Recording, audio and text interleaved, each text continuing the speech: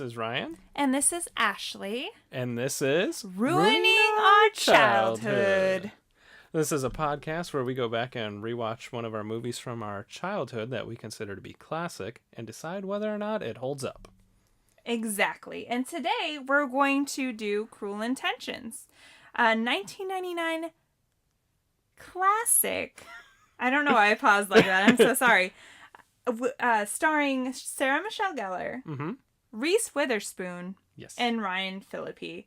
And among other people that are in it, we'll get to them later. But this movie is amazing. But let me read the synopsis from IMDb just so we get a general knowledge of what the movie is about for Sounds anybody good. that hasn't seen it or has not seen it in years. Because, again, this is a 20-year-old movie. So the synopsis is, two vicious step-siblings of an elite Manhattan prep school make a wager to deflower the new headmaster's daughter before the start of the term. So, yeah, that's the plot of the movie. So we're going to talk about our first impressions. What was your first impression when you were a child? Why did you like this movie? my first impression, I remember my friends, one of my best friends at the time specifically was obsessed with Buffy. So there was obviously the appeal of going to see the movie because of Sarah Michelle Gellar. But also it was an R-rated movie. So as us being 14-year-olds, we all went to the movie theater and did the good old buy tickets to another movie. Sure. So we did Blast from the Past with the B. Frage and Alicia Silverstone. The B phrase. The B. Frage. And then we promptly snuck in to go watch the movie we actually wanted to go see, which is Cruel Intentions. Right. Ironically, 20 years later, still have yet to see Blast from the Past. I like that movie. Never saw it. And I remember we enjoyed the movie. We saw it at the mall. And then when the movie was over, my friend made a beeline to Tower Records, because that's what was in the mall, Wow. and overpaid for the Cruel Intentions soundtrack. Probably like $17.99. At least.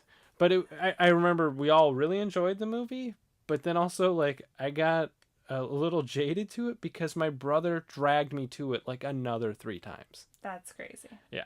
That I say that because I loved the movie when I was a kid.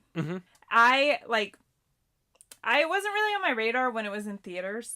Obviously, I was like 12, 13 when it first came out. But when I was in 8th grade, I became obsessed with it. I rented it. I was obsessed with Ryan Phillippe. I had his poster on my wall of the movie. Beautiful man. Yeah, he was. I mean, he's no, still good looking. He still is. But he's just not like doing as well as I would have hoped. Like 14-year-old Ashley would have been like, he's the best. But no. But my biggest memory is definitely the soundtrack. The soundtrack was a masterpiece. Yes. I downloaded Counting Crows Colorblind, which is like the song that Reese Witherspoon's character and Ryan Phillippe's character make love to. Spoiler alert. And the other song was the Placebo song from the beginning of the movie. Yeah. And I haven't seen the movie in 10 years, but I do remember that song. And then the other ones, it was like, it had Fatboy Slim, and it had The Verve, and Cardigans. It was like a lot of great music of the time. Yeah, definitely. And I downloaded them illegally off the old Napster, possibly Kazaa or LimeWire. I can't remember at the time. They came and went so quickly, I felt like. That Yeah. I just know that my computer got a lot of viruses those few years that was possible. So, yeah, I mean, I loved that movie. Like, I was obsessed with Cecile. I thought she was a hilarious character. So I'm excited to rewatch this because we haven't seen it probably in a good 10 or 12 years. Yeah. I feel like it's been forever, but I feel like I could almost quote that movie. So we'll see how that goes. Go ahead and hit us with some facts about the movie. One of the things, it was released March 5th of 1999, so literally over 20 years ago as we're recording this. Holy crap. It was mixed reviews. Notably, Roger Ebert, when he was writing for the Chicago Sun-Times, gave it 3 out of 4 stars in his newspaper review. The movie was successful. It made $13 million its opening weekend, coming in second to Analyze This, and ended up grossing almost $76 million. Wow. which made it a hot commodity. They ran a prequel and a sequel, but the prequel was Cruel Intentions 2, which was originally made to be a television show for Fox. They had filmed 3 episodes and then canceled the idea of the TV show, so they just merged it into one movie, which the only notable thing about it, I would say, is that it had Amy Adams in 2001. I remember renting that movie because I was excited. The guy who they had play Sebastian, which I don't know if he acts anymore. I don't think I've seen him in anything else. Like, he was so not a great Sebastian. And obviously, like, my standards of Sebastian were so high when I was, like, 16. And then I do remember Amy Adams being good. And she kind of looked like Sarah Michelle Gellar at the time. But honestly, I turned that movie off halfway through because I was just like, this is bad. This is so bad. I did the same thing. I tried to watch it. I made it through, I want to say, 20 minutes. And it was weird because I was such a fan of the original that I thought, this would be something I would like. And it was terrible. Yeah. Do you think this movie is going to hold up to your child standards and your adult standards? I definitely think it's going to hold up. It was a classic to me. I loved the movie growing up. So nostalgically, I think it's going to hold up, and I'm going to enjoy rewatching it. I agree. I'm hoping in my heart that it holds up. I know there's probably going to be some sexually driven jokes or plots that might not make it through to our standards now, but we'll see. But I'm hoping that it will stand up, and I mean, I've seen the movie so many times that I'm assuming it will stand up. So we're going to go ahead and go watch the movie, and then we're going to come back and discuss it. We're going to give it the old pausey pause. Give it the pausey pause right now. See you in a little bit.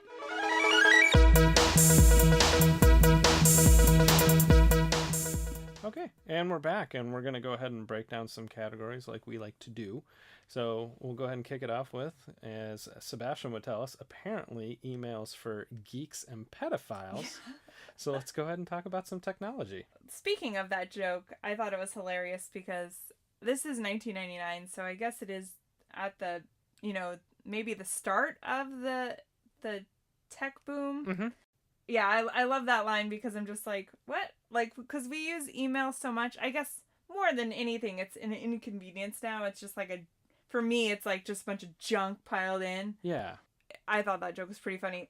Other, than that, the technology, wasn't very present in the movie. They really relied, I think, because it was based on a French novel, the letter writing, they're really, really obsessed with writing letters. Yeah. And I'm like, I don't remember being that obsessed with writing letters in 1999. No. I mean, notes in school when you're in junior high, there was a lot of note passing, but there was full-blown letters. Everybody was writing letters. Yeah. But the technology, they really did try to stay away. I just remember there being a box television. Mm-hmm. Catherine was spying on Cecile and her music teacher. And I'm like, I didn't know if it was a live feed or if she was watching a recording. Yeah. But I think she was trying to gather evidence because she's so determined to destroy Cecile. Mm-hmm. So that was the only thing that I noticed. I was like, holy, box television. But how about you? Did you notice anything? I agree with you that they did a very good job of not overdoing the technology. Nobody, at no point did a beeper go off or anything that would have been... I don't know if beepers were a thing by 1999. Oh, maybe. I can honestly say I had one.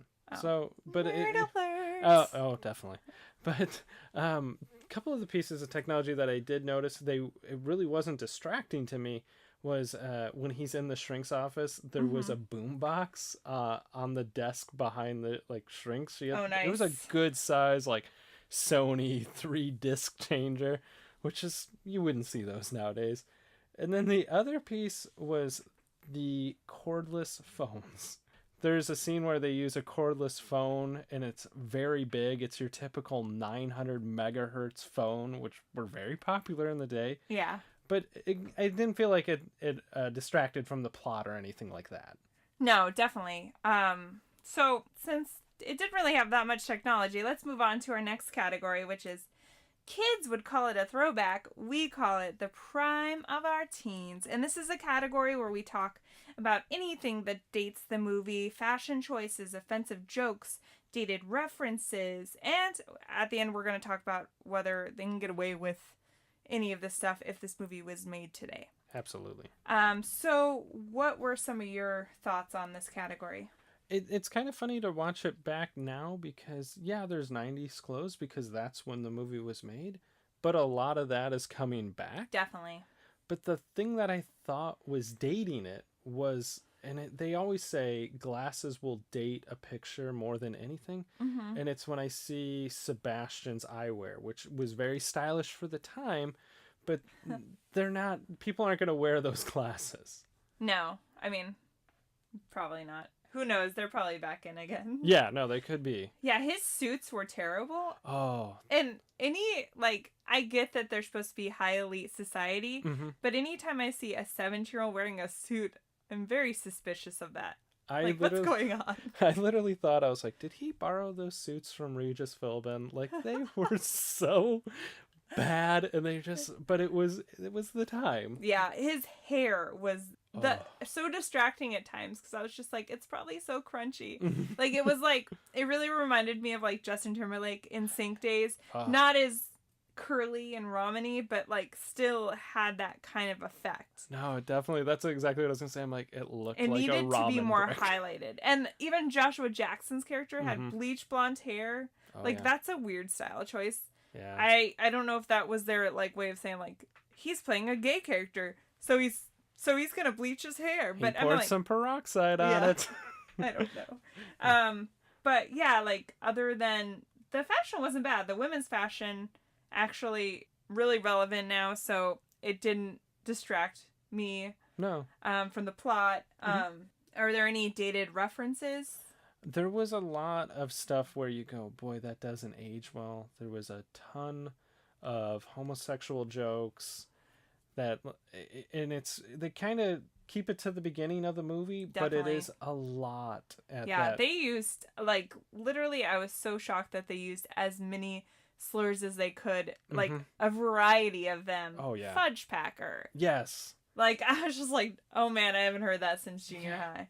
No, and at one point I started counting how often they used the word fag because I was blown away that it was so freely used. I think we've gotten to the point now that that stuff shocks us. Yeah. Which I'm like, watching that movie when I was a kid, that didn't even go on my radar. No. Like, as being like offensive or anything like that. I was just like, whatever, that's how people talk. Like, yes. And now I'm just like, like, it is alarming. But there was times where like the one that really got under my skin was when Ryan Phillippe's character Sebastian asked Annette, Reese Witherspoon's character, "Are you a lesbian?" because she was not interested in him in the beginning of the movie. Yes. And I'm like, really? Like, that is such a go-to guy thing to say to a woman that's not interested. Like, you have to be in girls because why wouldn't you be into me? You don't want a piece Sorry, of this? I just hit the table there. So, and that was just, the tip of the iceberg on his issues as the protagonist. Is there anything else that stuck out to you? One of the things, and I could be reading it wrong, but it was Mrs. Caldwell, who's one of the characters' mother. Cecilia had approached her and was like, I'm concerned about, or not Cecilia, Catherine had approached her about Cecilia and said, like, I'm concerned about her. And she's like, oh, is it drugs? And then it's like, no, it's worse. And then it's like, well, she's into a black guy. And I was thinking, I'm like, is it drugs? A black guy is worse than drugs? Because Mrs. Caldwell's reaction was like, black? But then also they do try to play it off as like, she's ordering coffee. Yeah, no. we know what she was saying. Yeah, no. And it's just, ugh. It's brutal. But at the same time, 20 years ago. And then they even have that part where she, like, confronts him. The mother confronts him. And he's just, like, yelling, like, stuff out when she kicks him out of her house. And he's, like, yelling, like... Free at last! No. Yeah. And I'm just like, cool. Like, this is awkward. Yeah. But, yeah, I mean, other than that, the whole like dynamic of Sebastian and Catherine's relationship. Like I know they're step siblings. Mm-hmm. They never really specify how long they've been step siblings. Yeah. How long their parents have been married to each other. But just every scene with them is so cringeworthy to me because they are 17. And they're at the end of the very handsy with each other. Very handsy. And it's just like cool. Yeah. Not cool. No, but and you guys are step siblings, but you're groping each other. So do you think that they could get away with any of these jokes and, you know, sexual No, I don't think they could get away with. Yeah, like they probably could get away with some of the risque stuff. Yeah. The stuff, obviously, the sibling stuff, that's incest, and it's not going to age well. But the homosexual jokes. Incest never has aged No. well, right? You made it sound like 20 years ago. There was a time period where we didn't incest think has always been taboo. we didn't look at it so darkly, but now we do. But yeah, no, I don't think any of it really ages well at all. No. Mm-mm.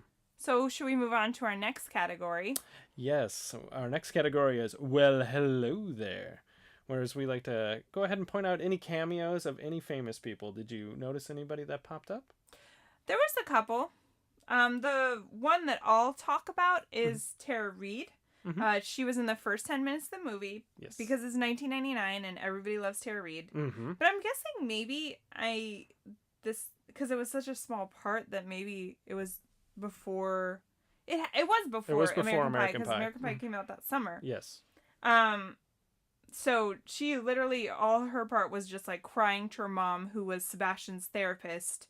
And because he slept with her, took nude photos of her. Yes. And photoshopped it on his therapist's book. Yes. Who, his therapist is kind of not a nice person. No. But he obviously is screwing around with her and, you know, pretending like he has all these problems that he doesn't. Like, he definitely has issues. But yeah, oh yeah. the problems he was talking about with her, and she was just not a good therapist. But it was kind of a funny moment and introduction to the kind of person Sebastian is. Yes. But, yeah, just like Tara Reid and her overacting and just crying and it was just funny. And it even goes back to, like, how weird and, like, demented he almost is. Yeah. Because he justifies this because he feels she's overcharging him. Yes, because I remember, like, I was writing a note at the beginning because I was like, why is he doing this? Is there a reason why he's, like, other than his therapist is not really that sympathetic? Like, she's not a good therapist. No. But I'm like, that's no reason to treat her daughter that way. Yeah. And then later he does say, like, she was overcharging me. And I'm like, you're not even paying.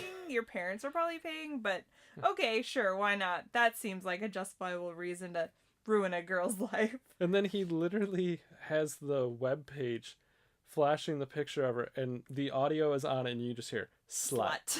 Slut. It's like literally the definition of slut shaming. It really is. Why am I laughing at that? Slut shaming's funny. Was there anybody that you noticed? One of the people I noticed, and it was ironic because he doesn't even get a line, is Charlie O'Connell. Plays Catherine's, like, boyfriend. But he doesn't even get a line. He's in, like, literally 3 seconds of the movie. He really is.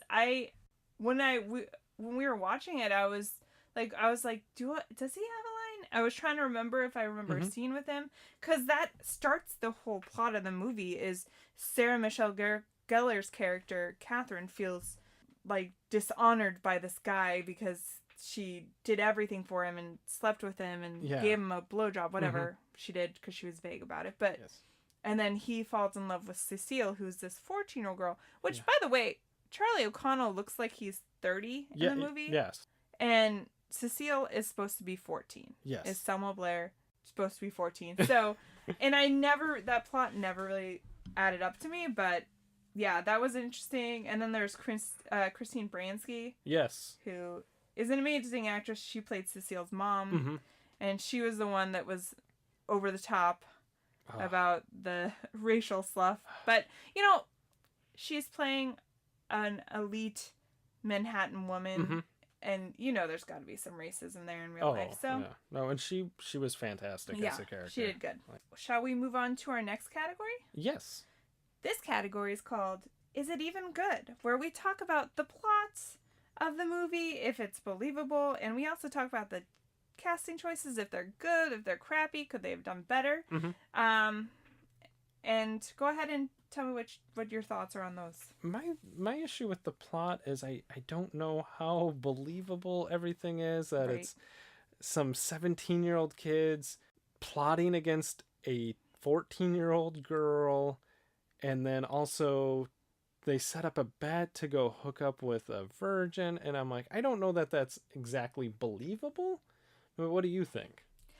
No. I mean, Nope. Next question. But, because we didn't grow up in high society Manhattan, we did maybe not. that's just how they are. That's There's how a they lot roll. of, like Gossip Girl, like there's a lot of shows that center around that culture.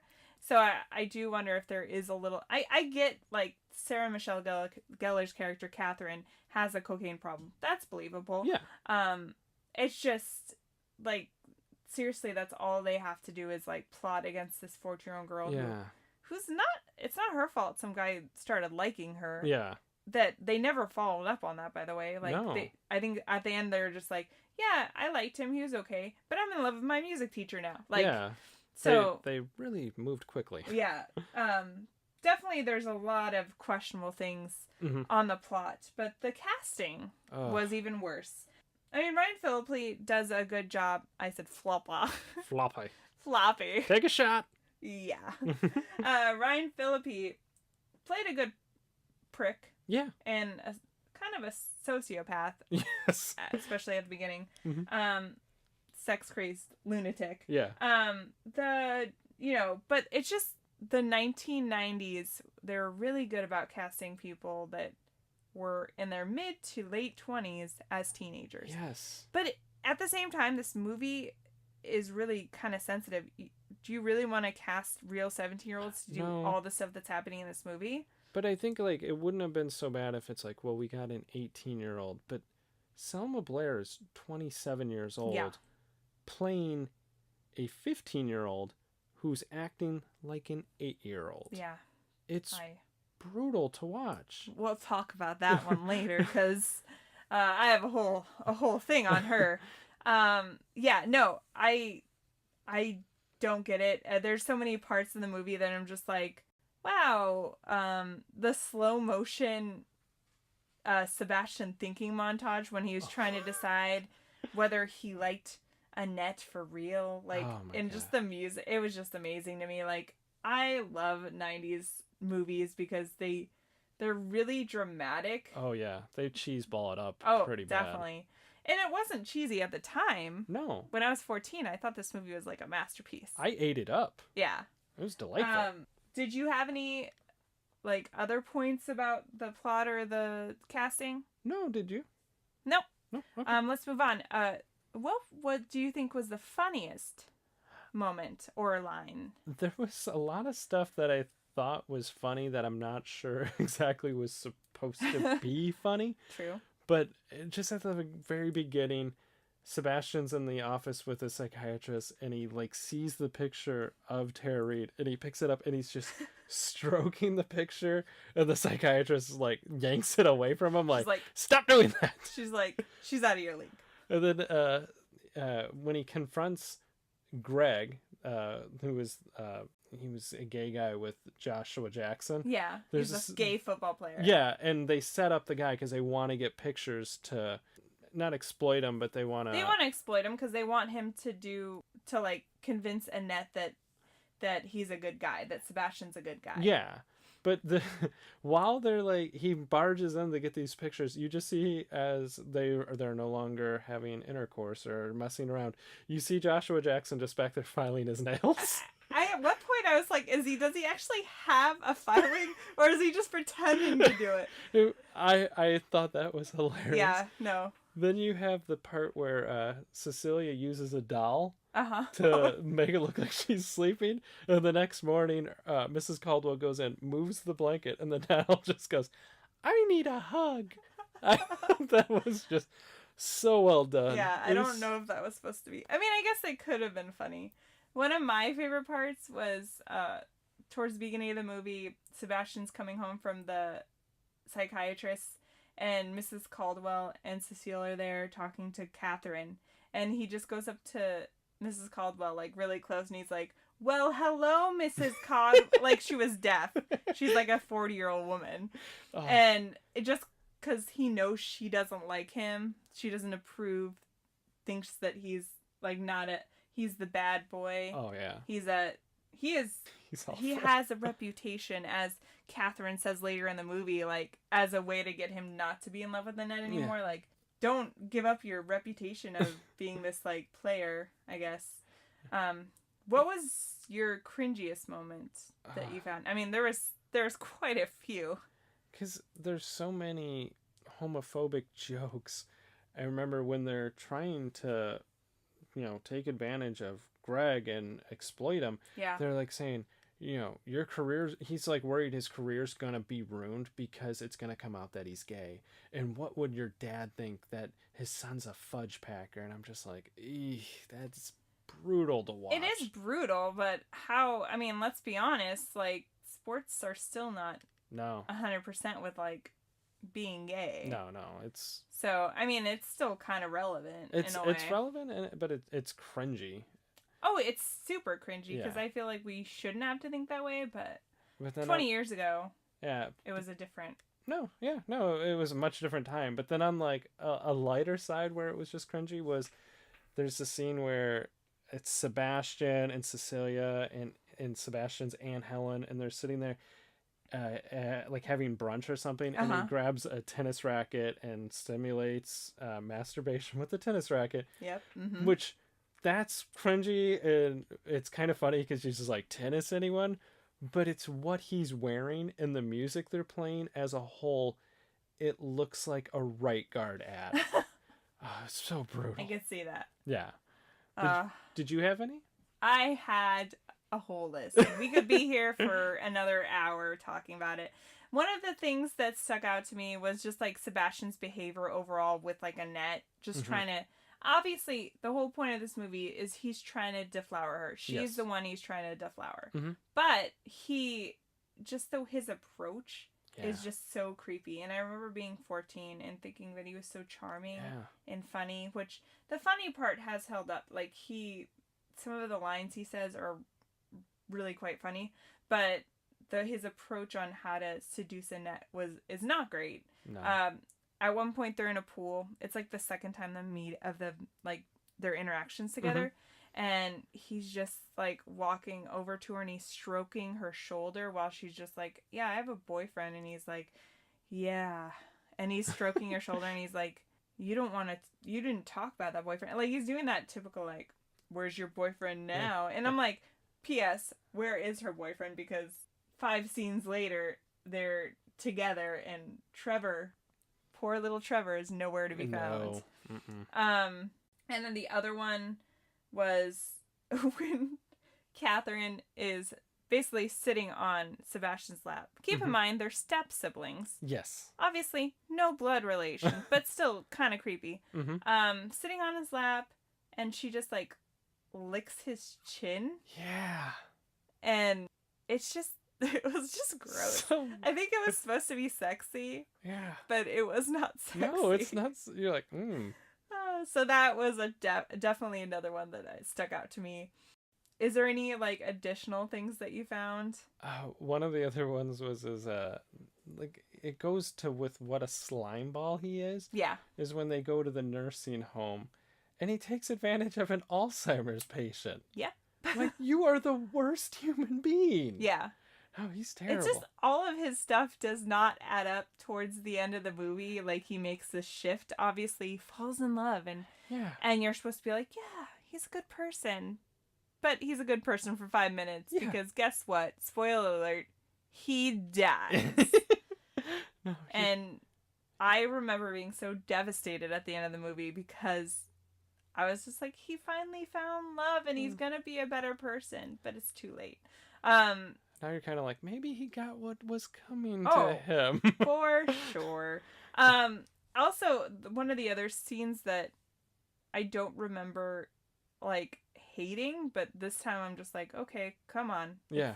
is Cecile and Catherine's kiss in the park. Like, Catherine is teaching Cecile how to kiss because she's supposed to be this innocent Yes. child who has never done anything with anybody. And at first they do like a small peck, and I was like, Yeah. cool, whatever. And then they have to do this like long sensual kiss, and I remember that being a big deal. Yes. When we were kids, and now I'm just like, come on. And then the other thing I can only think about is the scene in Not Another Teen Movie where they spoof it, and it's just like really bad, like saliva strings. And one of them was an old lady. Yes. It's like, that's the other part. You're like, ooh, yeah. It's so cringeworthy. But yeah, I mean, this movie is not holding up as much as I'd like it to. So let's move on to our beautiful awards. As we all know, on Ruining Our Childhood, it is always awards season. Yes. So let's go ahead and give out one of our 2 awards we give out every episode. It's the valedictorian of the Nicolas Cage Online School of Bad Acting. It's a wonderful school. They compare it with the getting a Golden Globe. Yeah. It's that prestigious. And his school, it's like the Harvard of Antarctica. So who are you giving the award to? I really wanted to choose Tara Reid. I think she's just an easy mark. Oh, yeah. Even though she was only in like 5 minutes of the movie. But that crying is just cringeworthy. It's just over so the bad. top. But I had to give it to Selma Blair because her acting was not bad, I guess. But I don't know if it was her idea to act like a 12-year-old. Not even a 12-year-old, more like an 8-year-old. Yeah. Because she just did not... Like, she's supposed to be this naive person, but for me it came off like maybe she was missing a couple things upstairs. Like, I honestly, when I was a kid, I was confused because I saw these people and she's supposed to be the same age as I was when I saw the movie. Yeah. But I was confused by it because obviously she looks nothing like I did when I was... No, I didn't look 27. No. And like fully developed. And, Yeah. I mean, she has a young looking face, but she's still like is way too mature looking. And I literally thought there was something wrong with her. Like, she has brain damage. But then now watching it as an adult, I'm like, no, she's supposed to be playing this stupid, naive 14-year-old who they trick into having sex with people. Yeah. Like, they treat her like shit. But she had the worst part, and she overacted it. And but honestly, some of the lines I quoted were all hers. Like, when she was whispering, "Secret society." Like, me and my friends used to whisper that. Like, it's so horrible. Oh. But that was my pick. What was your pick? It's unanimous. I thought that was... It's something... It never resonated with me as a child... Not a child, as a teen when I watched the movie. Is... I don't think I ever put 2 and 2 together that she was supposed to be so young. I just assumed... I don't think I realized how young all the characters were. We're supposed to be. I think maybe it's because they looked older. I was like, well, they're in college. Right. No, and then I realized, no, she's supposed to be 14. Yeah. She acts like an 8-year-old, and like you said, overacts. Yeah. It's brutal. It is brutal to look back. So the next award is a more positive award. It's the Thomas J. Hanks Award for Exceptional Acting. Who was your MVP? It was weird because I watched the movie and I was thinking, Annette's character at the very beginning, I was ready to put her up for worst actress. But then I felt like as the movie went on, she really takes over and does it great. And then I'm like going, okay, I can see how in 6 years that actress is going to win an Academy Award. But I still, overall, I gave it to Sarah Michelle Gellar as Catherine. Like, she has some moments where she's not acting the best. Like, I remember one of the scenes with Mrs. Caldwell, Sebastian says something, and she's just like, Sebastian! And the way she says it, I was like, I cringed at how bad it was. But I think overall, she's so believable as just a sociopathic lunatic. She's the worst. Yeah. So that's who I gave it to. Who did you give it to? I actually gave it to Reese Witherspoon purely on the fact that she was the only one that acted like a teenager. She, obviously, even today, like 20 years later, has a very innocent looking face. Yes. And so she played that part well. The virgin who's being abstinent Yeah. till marriage. Well, at least for like the first 40 minutes of the movie. And I thought she didn't overact. No, And she was actually, so my good. favorite part of the movie was the end when she is in the bathroom with Catherine. Uh-huh. And she has like this confidence. So there's like a shift from her being this like wide-eyed, like not naive like Cecile, but like bright-eyed and like just a happy person to this like a little bit jaded but kind of cool. Yeah. Like she took some of that personality from Sebastian. Yeah, that's a good way to put it. But I just thought her acting was good. Obviously, there's a reason why she's an Academy Award winning actress. But that's not why I chose her. I chose her because literally she was the least annoying person that didn't overact. Because even Sarah Michelle Gellar overacted, like you said, a little, and Sebastian definitely did it. Yeah. I don't know why every time he cried, like towards the end when he was so torn between whether he should date a pretty girl that he likes or keep his reputation of a player. Yeah. Like his tears looked so fake. I'm sure they probably were, but like they were just like he just constantly had a wet stream down his face for like 10 minutes of the movie. He got a lot of Visine for that movie. He did. So let's move on to our final thoughts. Do you think this movie holds up to your personal adult standards? I don't think it did. And I was positive it was going to. But I was just like, the acting's bad. Like I said, I think as a kid, I didn't realize some of the things about the plot, like the ages. And it's like, I go back and watch it, and I'm like, it doesn't hold up at all, in my opinion. No. What do you think? I agree. And on that, as like a kid, I watched just thinking that this is how things were. Like, this is how people reacted to each other. Not like, I was just like, I'm going to be a jerk and plot to make somebody's life miserable. But like I thought, like, kids would be this sexually active. And like, I thought the sex scene between Annette and Sebastian was like the most romantic thing. And now watching it, I'm like, it was a little cringy. Yeah.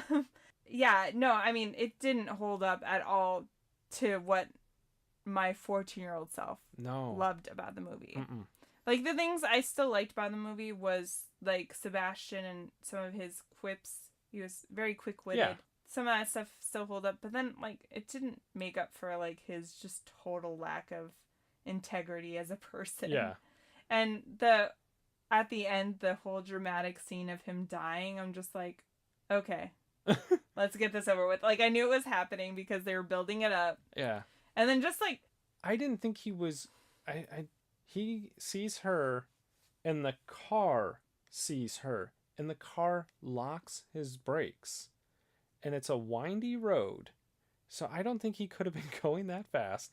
He's locking his brakes. Sebastian shoves Annette out of the way, and he gets hit. And I'm thinking, like, in hindsight, I'm like, I don't think he would have died. No, it's not believable. Like, it's like he should have been hit harder. Yeah, like the flip was a little more like than what I thought the car was going for. But like, I guess, you know, that was the plot of the movie, is that he dies at the end, but he becomes a better person beforehand because he falls in love. For 5 minutes, he was a pretty decent person. And we talk about the end scene, like after at his funeral, they're handing out copies of his journal, and Cecile does it. And that's the one point I do love Cecile, because she just hands Catherine one, and she's got this snooty look, like she's like, I know everything that you did to me. Yes. But there was a point where like her parents come out. Yes. And everything's just slow motion, and everybody's just shaking their head at her. Yeah. And the headmaster opens up her cross. Yeah. And the cocaine falls out, and he just disappointedly shook his head. That was supposed to be her punishment. She essentially had someone killed. Yeah. And her punishment was, well, they figured out she got a little bit of a problem with the cocaine. But she did mention in the beginning of the movie, and she did mention it later when she's trying to convince Sebastian that he shouldn't be in love with Annette, that her reputation was everything, and everybody thinks she's a perfect little Yeah. You know, she has to be the perfect girl because she can't be slutty, or even though she is sexually active and is proud of that, but she can't be because she it's feels a double like standard. she has to hold up to society. Yeah, but I think her reputation is everything to her. Mm-hmm. So, which as a 17-year-old girl, it's It very is. true to life. Yeah. But so I guess in that way she does get that justice from Sebastian's death, Mm-hmm. but it doesn't add up. I mean, like, no. she's gonna get to go to rehab and Yes. he's dead. Yeah. So she's gonna go to a really nice rehab. also another plot point that it didn't bother me when I was a kid, but now rewatching it, did Sebastian have a will?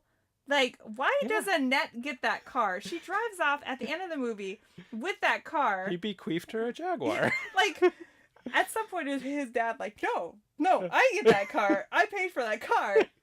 You random girl he had sex with once. Yeah. Why would you get that car? That's a good point. Yeah, Yeah. she's driving off in a 1950-something Jaguar, and it's like, yeah, he bequeathed that to you. Apparently, he had a will at 17. He foresaw his death. Oh, God. So, anyway, basically, movie doesn't hold up. No. So, I would still rewatch it occasionally, Yeah. more as a guilty pleasure. Exactly. But definitely doesn't hold up to how I viewed it when I was a child. No. Just too many problems going on. Part of the way that I would look at it was like last week I said, could they take the same script, or for the most part the same script, Right, for American and Pie. make this movie in 2019 and use whoever the hot young actors are. Hopefully they would use young ones this time. But well, not too young. not too young, but like- age appropriate.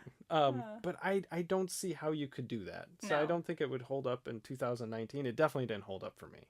I don't know who decided that we should take this novel that, if anybody's ever seen Dangerous Liaisons, it had like Michelle Pfeiffer and John Malkovich Yes. and Glenn Close. Yeah. Like, they were all adults. Yes. So that made sense. Mm-hmm. But to just decide to put it in a theme of high school, like, that's, I don't know, it just didn't work I think they overall. They did that a lot because they did it with Taming of the Shrew and 10 That- Things but I Hate that's- About You, but it was very successful. And it was more poppy, and they mentioned sex, but it wasn't, like, this novel is all about sex and deception and lies, whereas, like, Yeah. Taming of the Shrew, like, there's, Yeah. yeah, and they converted it better. And Definitely. I mean, 10 Things I Hate About You could be a film we do, but I've seen it probably too many times in the last recent couple of years because it's a good movie. I like it. I don't know the last time I watched it. I'd Oh. love to go do a rewatch on that. Well, maybe we can do it at some Okay. point. But anyway, that's it for us, guys. Thank you so much for listening. Mm-hmm. If you want to do us a solid and review this podcast, that would be amazing. Absolutely. And next week we'll have another movie for you. We don't know which one yet because we're just not great at planning. We're Let's winging be it. honest. We're just wingers. And obviously, if you like it, go ahead and subscribe and tell a friend. If you dislike this, Yeah. you go ahead, you tell an enemy. Yeah, you tell that enemy. Tell the enemy. Ask them to subscribe as well. Tell them that this podcast is amazing and then laugh as they are bored to death. Just kidding. Just kidding. Thank you so much for listening, guys. Have a good one. Bye.